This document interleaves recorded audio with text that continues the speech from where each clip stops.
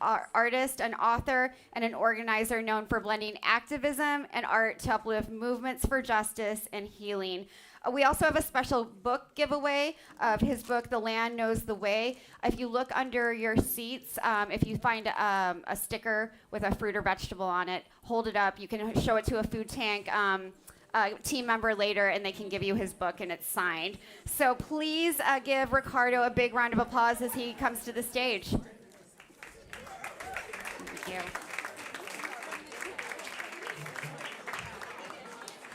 Hey, y'all. Is this working? Yeah, it's working. So a few years ago, my family, as a birthday treat, treated me to Sean's restaurant, and it was a good birthday. So that's my little endorsement. So I want to start out by reintroducing you to visual art. There's been a lot of talk about the way in which art contributes, but I also, if there's anyone left who thinks that it's peripheral to the work of the world, I want to point out that the technology of drawing and painting as a technology of observation and communication has made possible the fields of knowledge of anatomy, architecture, internal medicine, all physical medicine, in fact, botany, geography, evolution, paleontology, geology, mechanical design, is also a powerful medicine for regulating our emotions, for sustaining spiritual traditions and practices, for preserving and interpreting history, and for making the invisible visible symbolically, as well as shifting, challenging, and reframing narratives, both individually and collectively, which is the way in which I primarily use it. My narrative began on a mountaintop in western Puerto Rico in the coffee growing region, in that house, in fact. And I still carry that with me. One of the things I carry is what I learned in the forest and from the soil, which is about the complex interrelationship of things, an open-ended system of complexity and cycles. The bananas, the rotting trunks or stems, we call it bananas. They're not a tree, they're a plant. The rotting stems and leaves form a rich compost to spread on the red clay in our gardens. That's the only known picture of me working the farm. In our area, a lot of the people went down to the spring in the valley to get drinking water. These are a couple of young people bringing up the buckets on our heads. I would go down with my friends, but as someone who lived on the top of the mountain, we collected all our water from the rain on our roof and guiding it into a tank. And I grew up in the agricultural cycle of coffee growing, synchronized with all the other short-term and long-term cycles of life on a mountain. One of the things I learned in living in that environment is that there are no good guys and bad guys in nature, right? There's conflict, but you can't fit it into that kind of a narrative. But there is harm. In the 1980s, the government started refusing to finance and loan money to farmers unless they agreed to clear cut the forest and grow the coffee and the bananas and the oranges under full sun, which led to erosion, which led to the need for pesticides and herbicides and fertilizers. When Hurricane Maria struck Puerto Rico, the farming, the agriculture that survived was the traditional root agriculture grown underground, and those farms that still operated under the forest cover. But the land that was farmed in the sort of Western colonial way was all destroyed, leaving the ground open, the opportunity for Bitcoin billionaires, hedge funds, and corporations to swoop in to buy land from desperate farmers for pennies on the dollar. No se vende was the poster I made at that time. It's not for sale. Our homeland is not for sale. Displacement, whether you call it gentrification or something else, is both a cause and a consequence of much of the conflict in the world. And it's been going on for a long time. In fact, most of the genocides in the world have either as a primary or at least secondary cause the coveting by powerful people of land for minerals, for food production, for the production of other commodities, be it cattle, cotton, or coca.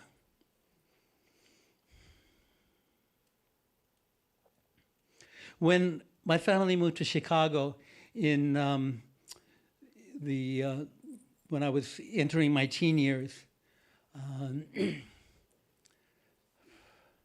I was drawn to the work of the Puerto Rican Young Lords Organization, the Black Panther Party, groups that were doing coalition work based on that same model, that there are no good guys or bad guys. They allied with the white young patriot street gang with their Confederate flags on their jackets, not by identifying them as enemies, but by asking, what must it be like to be them? Why are these white kids hurting in a racist system? And they found commonality around housing, around safety, around food, around all the things that creatures of any species need in order to survive. And they found out these things by talking to them, asking them. Such a radical idea. Just might work. So I really became aware of the need to research, to understand what are the things that we're responding to so that we're not just reacting to them. And I learned, for example, that when farmers were going under in what was called the farm crisis in the 1980s, before we came to understand that now farm crises are permanent, was how these people were entrapped by, bankers, financiers, the media, and government consultants into over-leveraging their farms for heavy-duty equipment that they then lost when the banks pulled the rug out from under them. How, the struggle of farm workers to eke out a decent living under the rule of the corporate. This is from a strawberry workers' struggle. And back in Puerto Rico, the struggle of Puerto Rican farmers, trying to do regenerative agriculture and food sovereignty, and being blocked by the government from having access to land, whereas the red carpet would be spread out for U.S. corporations and white people with lots of money. And it really sort of brings us down to the Tyrannosaurus in the room, which is that our system is governed by the great power center of corporations, wealthy corporations, whose very nature is to accumulate more and more and more wealth, and whose solutions, when they propose it, whether it's global climate conferences or police reform, are essentially no more than gaslighting, so that they can continue doing what they're doing while pretending that they're saving us from it. And it's been going on for a long time. In my home barrio in Puerto Rico, last year I learned that Coca-Cola Company had purchased 5 farms in our area, which is a coffee area, but more importantly, it's the most water-rich area of Puerto Rico. And the model of Coca-Cola is to go into areas and drain the aquifers and displace villagers so that they can focus on producing their primary products, which are diabetes, heart disease, and Alzheimer's. There's another way of looking at things. There's a counter-narrative, one that's passed on generationally and relationally. And it's one in which the organism and the environment are inseparable, just as the person and the culture are inseparable, and that we evolve and we change in tandem and in complex relation with each other. That the cycles of nature, every point in that cycle is important and essential and in need of our protection and nurturance. And that the resilience is inherent, whereas scarcity has to be manufactured. And the solutions are not difficult. There is no mystery around the things we need to do. once we clear ourselves from the toxic messaging that makes us believe that another world is not possible.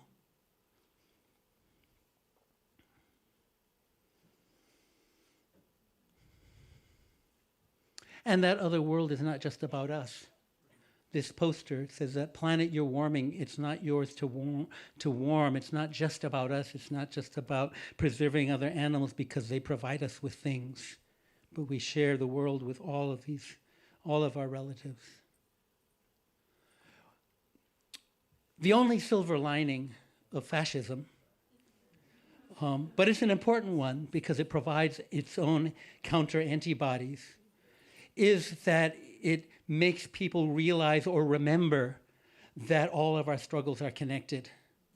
It moves the concept of solidarity back into the center of our considerations, which after 40, 50 years of the nonprofit sector, where we're fractured into competing interests, is a tremendous step forward and is really vital. And that in order to make that narrative of an interconnected, resilient, sustainable world a reality, we need not only to have smart policies, but we actually need to shift the balance of power, that we have to change who has the right and the ability to decide what pathway we're going to move down if we want to move down another pathway.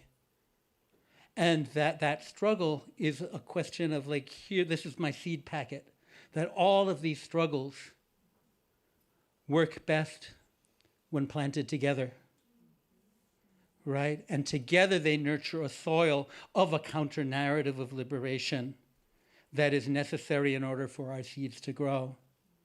And only then can we find our way into another pathway, which is necessary, which is ancient, which is embedded in our DNA, in our collective memories, and in the soil itself, that we only fail to see because of the sedation which is put into our non-nutritious food, into our non-educational education, and into our toxic politics. Thank you.